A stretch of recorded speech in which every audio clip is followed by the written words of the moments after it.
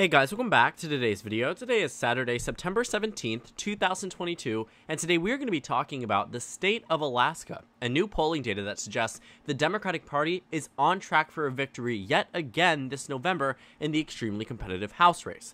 Now, for the past 50 years, the state of Alaska has been represented by a singular Republican. That Republican was Representative Don Young.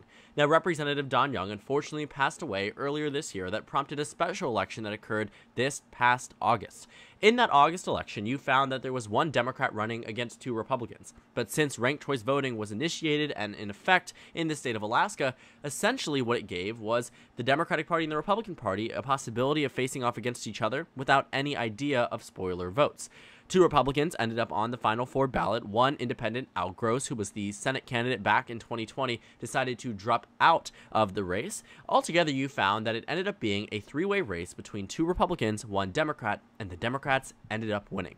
Now, the victory in Alaska was a huge upset for a multitude of reasons. Number one, when it came down to election predictions, nobody had it more Democratic than likely Republican, meaning that even the most expert pollsters and raters got this wrong when it came down to the eventual winner of the election.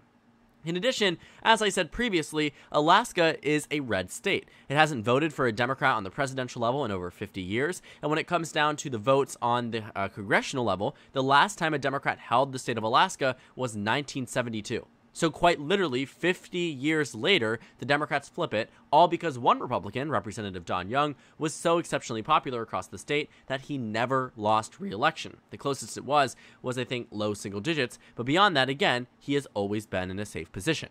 Now, this video today is more specifically focused on new data from the state that tells us this November that the numbers simply haven't changed as much as you might think. Mary Peltola, Sarah Palin, Nick Begich, and a Libertarian candidate have headed off into the final four candidates here, but you find that in the first round of polls, Mary Peltola is getting a whopping 45%. Now, the way that ranked choice voting goes is that the remainder of the candidate allocation goes up round after round after round, meaning that it's an instant runoff circumstance. So Mary Peltola at 45%, Sarah Palin at 30%, Nick Begich at 20%, and the Libertarian candidate at 2%, you would expect it to be a combined vote against Mary Peltola. But here's the catch.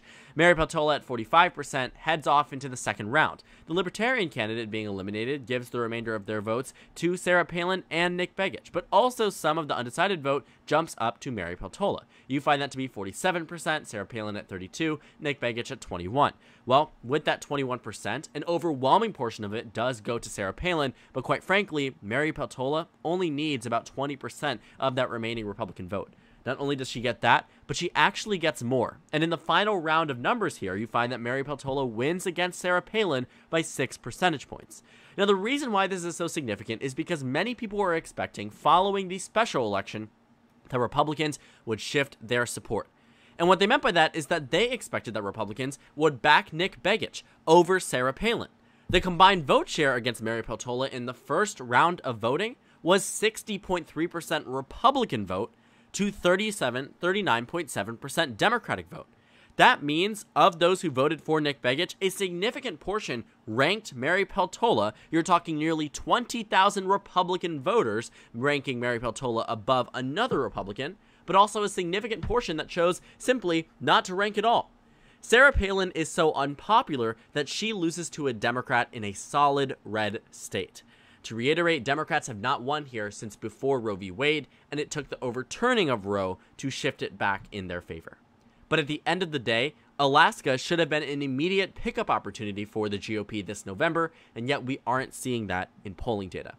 Now, you might be saying, okay, why are we putting so much faith and consideration into a singular poll? And I understand that argument at least slightly. But when I look back at the polling data for this special election, I find that when Mary Peltola was thrown into the race and Al Gross was removed and we were finalizing on the last three candidates, Alaska Survey Research got the numbers right twice. They found that Sarah Palin and Nick Begich were in a neck-and-neck race. At the end of the day, though, they did say Nick Begich would get more support than Mary Peltola, but these numbers were practically spot on. In the first round, they said Mary Peltola would get anywhere between 40 and 41%. In the actual result, she got 40%. They said Sarah Palin would get anywhere between 29% and 29%. She got 31%. Then you had Nick Begich, who was at 30 to 31%. He was at 28%. The most it was off for any candidate in the first round was just 2 points. And then it headed off into a second question. If it was between Nick Begich and Mary Peltola, who would you choose? Nick Begich, on the other hand, got 55% to Mary Peltola's 45%. In the poll from earlier in July, it was 57 to 43. 14-point victories, 10-point victories, victories for the GOP regardless. But when Mary Peltola was faced against a Republican named Sarah Palin, the former governor of the state, she lost. Mary Peltola didn't lose, Sarah Palin lost, 51 to 49. And based off the actual results, which were 51.5 to 48.5, you are talking about it being nearly spot on, 52 to 48. Or if we're rounding down, 51 to 49. The point is, the polling data in Alaska was exceptionally accurate. It was exceptionally accurate to the extent that it made it very difficult to see how it could be wrong again. Now, I'm not saying that the success of a different pollster than the one that we are valuing for the state of Alaska means that all of the polls in the state are correct. But what I am saying is that there certainly is a good track record here. The polls told us that Mary Peltola would win the race against Sarah Palin. I think a lot of these pollsters and the ratings that we had seen from many different firms, the Cook Political Report, Inside Elections, and Larry Sabatos' Crystal Ball, were counting on Nick Begich being the nominee for the GOP in essence. And when you take a look at the endorsements that he has gotten, you are talking numerous state legislators, you are talking the Alaska Republican Party. I mean, the statewide GOP chose Nick Begich over Sarah Palin. Even Sarah Palin's former father-in-law and mother-in-law threw a party for Nick Begich. And yet all Sarah Palin got, at least notable across the state, was the NRA and President Donald Trump. And as the final results showed, that clearly was enough to propel her to the second place spot, but not enough to propel her to victory, even though the Republicans outflanked the Democrats about 21 points statewide by the final vote share. But looking at the final round between the Democrat and the Republican, Mary Peltola came ahead.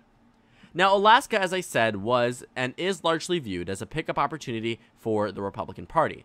But when you take a look at the polls and the expectations from July and August, leading up to the time in which Mary Peltola actually won the race, Republicans and Democrats were on completely opposite sides when it came down to the state of Alaska.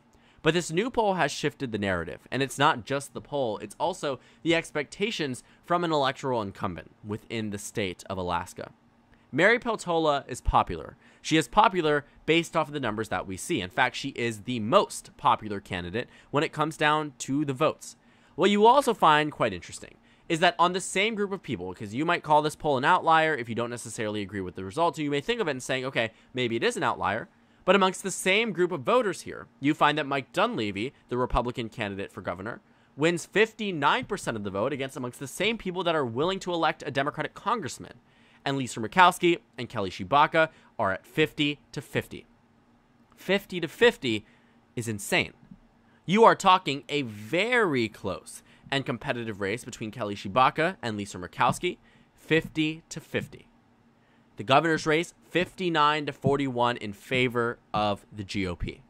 And yet, this congressional race, the Democrats win.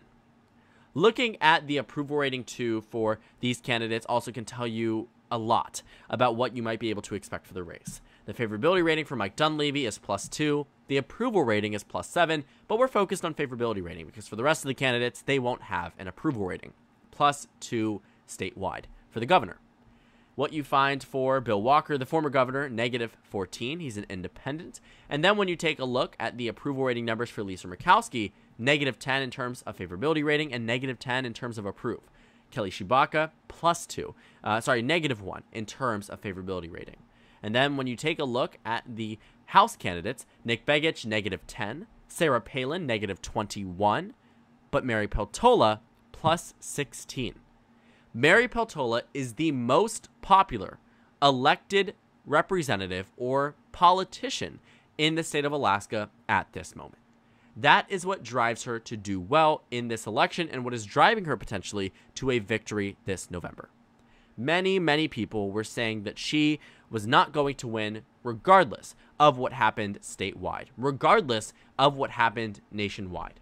Well, might I remind you, yes, I think Mary Peltola would lose if faced up against a candidate like Nick Begich. But quite frankly, she isn't. And Sarah Palin has made no indication that she plans to exit the race. In fact, she has gone so far as to call on the third place candidate here to drop out of the race to clear the field for the GOP. And on one front, that makes a little bit of sense. It makes a little bit of sense to the extent that there are two Republicans on the ballot, one Democrat and one Libertarian. Clearly, if this was a first-past-the-post circumstance, the Democrat would win. But on the other hand, we aren't in that type of circumstance. And I don't think the Palin campaign either A, wants to admit, or B, recognizes that Nick Begich is the best chance at this seat going red. But considering Sarah Palin and Mary Peltola's friendship, which I think is definitely worthwhile to look into, I mean, quite literally on Mary Peltola's inauguration day, Sarah Palin posted a picture of her on her Instagram story with the song "You've Got a Friend in Me" from Toy Story. And I know that seems something that's just momentary and anecdotal and whatever it might be, but when you take a look at the friendship that is formed there, it is very clear, and also Sarah Palin said herself that she ranked Mary Peltola second on her own ballot, that Sarah Palin hates Nick Begich more than she dislikes a Democrat being in Congress, which means, quite frankly, she would also remain in this race to spite the Republican Party, to spite specifically Nick Begich. Mary Peltola is vulnerable, but I can't say she is super easy to beat right now. She is vulnerable certainly in future House elections. Alaska is still a red state. If any other type of red wave year was to come around, she'd be done for immediately. But at the same time, we do have to recognize that right now, the slate of candidates set to hit the ballot this November, because the primary already occurred. The GOP can't put in last-minute candidates. They can't change anything. If a candidate drops out, they're not replaced on the inevitable ballot, which is why when Dr. Al Gross cleared the field for Mary Peltola, it was such a big deal, because now it was a Democrat versus a Republican. It wasn't a Democrat versus an independent who were likely going to, in essence, split the vote. And yes, maybe you would end up in a circumstance where, ranked choice voting would have inevitably bumped one up over the other. But let's say, you found this race to be between two Republicans, the same way you see the Senate race, and Democrats didn't think they had a fighting chance, which very well could have been the case and was the case prior to Al Gross dropping out. What we found here is that the Democratic Party played this game successfully, and they are playing this game very successfully as Sarah Palin is going to likely get the second most amount of votes this November. It isn't the doing of the Democratic Party that this happens, but they benefit certainly from it. And it doesn't hurt that Mary Peltola is the most popular politician at this point in time.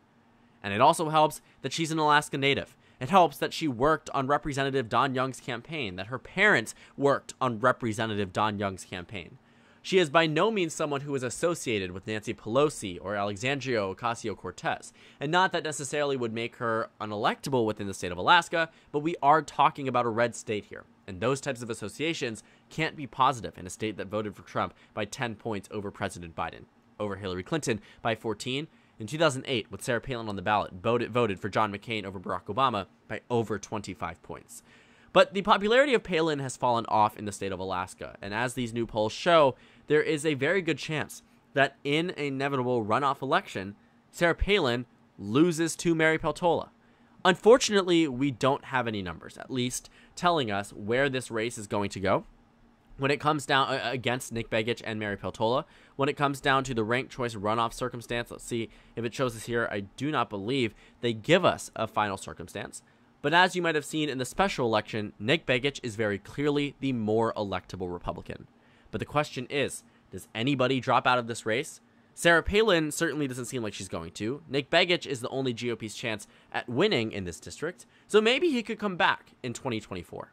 But if the current slate of candidates remain the same, and these polling numbers hold true just in the first round alone, with Sarah Palin at 30%, Nick Begich at 20%, and the Libertarian at 2%, the Democrats can reliably expect to win. Some Republicans, though, that might not have ranked Sarah Palin over Mary Peltola might see the urgency in doing so, maybe, biting the bullet and voting for Sarah Palin even if they didn't want to, but at the same time, they knew the stakes going into this election. And quite frankly, voters aren't afraid of Peltola the way they're afraid of other national Democrats, because Peltola isn't associated with them yet. I think that's what the GOP's main focus is going to be as we continue through to associate Mary Peltola with the Democratic Party on the national level, the establishment, the extremists, whatever it might be that they want to characterize, whatever terminology they want to use. But right now, that isn't an effective strategy of messaging because it simply isn't true. And Mary Peltola holds strong at 45%, and very likely wins her election against Sarah Palin if faced off against her in an instant runoff circumstance, landing the Democrats yet again another victory in Alaska in the November midterm elections. So thank you guys so much for watching this video. Make sure to comment down suggestions below. Subscribe on the left if you haven't already, and check out the Instagram and Twitter. At the bottom left of the screen, there's also a Discord server for you to go ahead and join. On the screen, there's a video you can watch, and then a playlist for my 2022 election analysis videos. Again, thank you guys so much for watching, and I will see you all tomorrow.